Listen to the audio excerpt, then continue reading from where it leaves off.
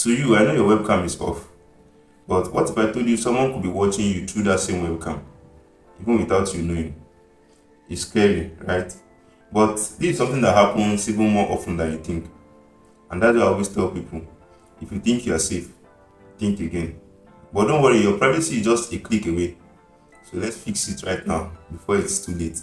Before we deep dive into the video, once again, welcome to CyberProductive, a channel that keeps you safer, smarter, and even more productive online. So if you care about your digital privacy and real world security, and you're also new to the channel, do well to hit the like button, hit the subscribe button, and hit the notification bell icon so you don't miss out on more important and more powerful hacks just like this one. So that being said, and while you do that, let's go into the video.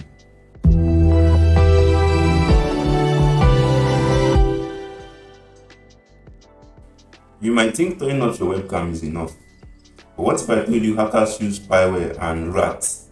When I mean rats, not rodents or any animal, but remote access trojans. They're easy to hijack your webcam and even your microphone without your permission. Let's break it down a little so you can understand better. Let's start with rat. RAT stands for remote access trojans. Actually, they are sneaky softwares that give full access to webcam, your microphone, and your camera at the background of your device without you even knowing. And some malware can activate your webcam even without turning on the light. And when I mean turning on the light, that is even without turning on the light on the screen of your smartphone. That is, everything runs at the background. Even your microphone can be remotely triggered to eavesdrop on your conversation. That is, whatever conversation you're having with whoever person you're having a conversation with. And all this is done using malwares and rats. And this is done by hackers. So they see you and hear you even when you're not speaking. Now let's talk about how you can block this access so that no one can remotely listen to you or watch you without your permission. And the good thing is that you don't even need to be a tech genius or a tech wizard before you can stay safe. So here are a few things you need to do to block such access. Number one is to use a webcam cover or tape. So when I say webcam cover, actually you can get them on online stores, let's say Amazon, eBay, or whichever online store you use. So you search for a webcam cover, you can get one from there. Buy them, use them to cover your webcam whenever you're not using your webcam. And you can also use a tape, just a normal tape, most especially the black tape, which is a very common one. Just tear a little portion of it and always cover your webcam, that is your camera, whenever you're not using them. So that is the very first thing you need to do. And the second thing you need to do is to disable camera or microphone access for news apps. That is, apps on your smartphone or your device that you're not using. Disable camera or microphone access from them. If not, those apps at the background will get permission without you even knowing, and they'll be eavesdropping on your conversation or things about you. The third thing you do is to update your drivers and softwares regularly. Now, these updates are patches, that is weaknesses and vulnerabilities discovered, and those patches are the treatments to them.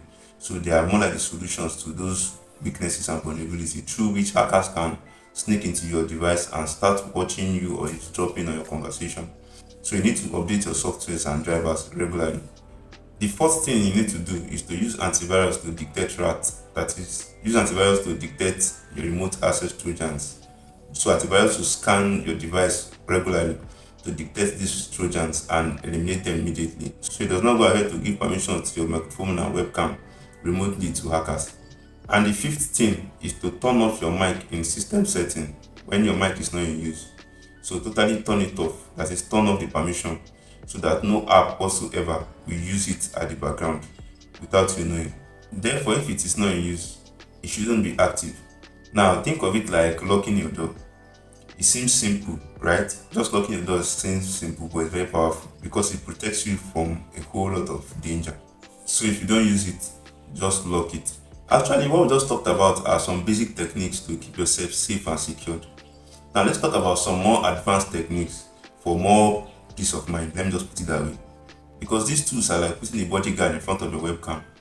Now the very first tool is oversight. Actually, this is basically for Mac users. And this tool alerts you whenever an app have access to microphone or camera. So you can immediately address it. That is, you can immediately deactivate it or cancel it. The second tool is webcam on and off tool, which is for Windows users. Actually, this tool helps you deactivate any access, hardware access most especially. Because most times on Windows device, webcam and microphone are always attached, that is, they are always plugged in. So this particular tool, which is Windows on and off tool for Windows users. So this tool will help you block unnecessary hardware access. The third tool here is micro snitch. Actually, this tool will help you block any form of background usage of your camera or your microphone without your permission. So this will just automatically block it. The fourth tool is Glasswire. Actually, this tool is very powerful, such that it shows you or tells you when data is being sent from your camera or from your microphone. Take for instance, let's say a recorded audio of your conversation is being sent to a remote person or to a remote whatever. So this tool will tell you immediately so you can stop it or deactivate it. So overall, like in general, this tool gives you transparency so you can know who is watching or listening at any point in time. So whoever is listening, these tools will tell you, they will let you know immediately so you can deactivate it or stop it. Now let's even talk about how hackers get in, because obviously you can't protect what you don't understand. Now we'll talk about some of the weaknesses or some of the flaws that we have or most people have through which hackers get into their device. So some of the common weaknesses are: number one, phishing email with infected attachments. So sometimes you might get an email and let's say maybe the body of the email interested you so well and it gave you a file to download, and out of curiosity you just went ahead and downloaded that file. So the moment you click that download button for that file, your system, your network, or even your device gets infected.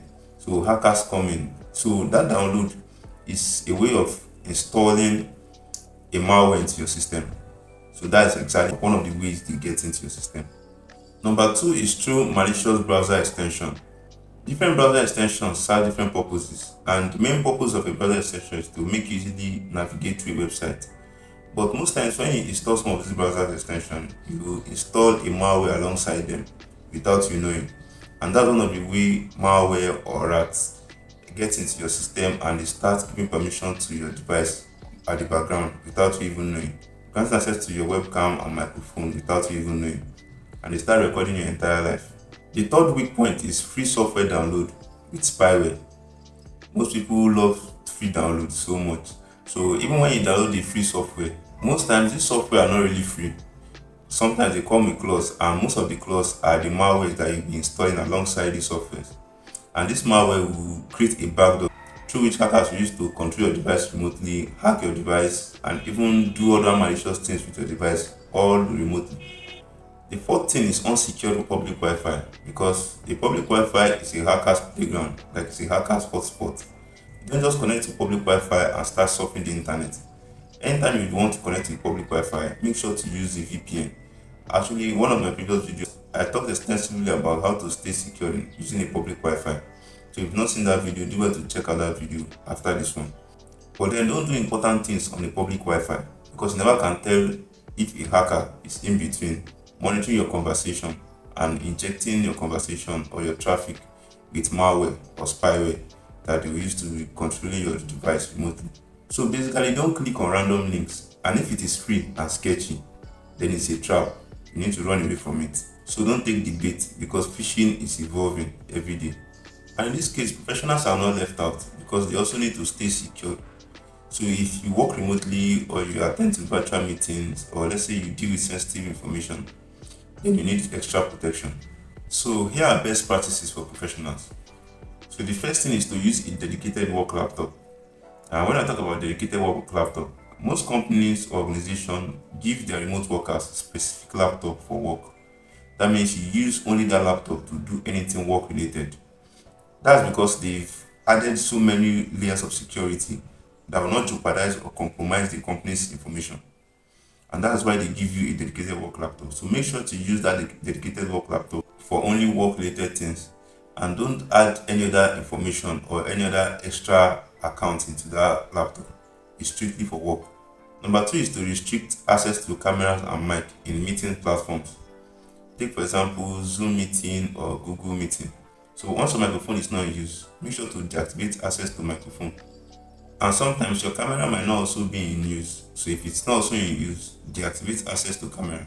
So make sure to use just your audio. And whenever you're using an audio, add extra layer of security, most especially like a VPN.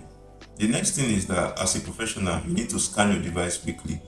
because hackers love remote workers, because most times they know they are always kind of carefree of their security. So make sure to always scan your device for malware or for other vulnerabilities and eliminate them instantly. The fourth thing you need to do as a professional is to consider using external microphone or external camera that you can easily unplug after use. This is very important so that once you unplug them, there's no way a hacker can remotely access your information or access your data. So as a professional, your work should stay yours, that is, it should remain yours, and you should secure it. So overall, your webcam and microphone are like the gateway to your personal life and your work. So you need to secure it. Don't leave them open. So take control, stay aware, and stay protected. Thank you for staying to the end of the video. Once again, this is CyberProductive, and I'll see you in the next one.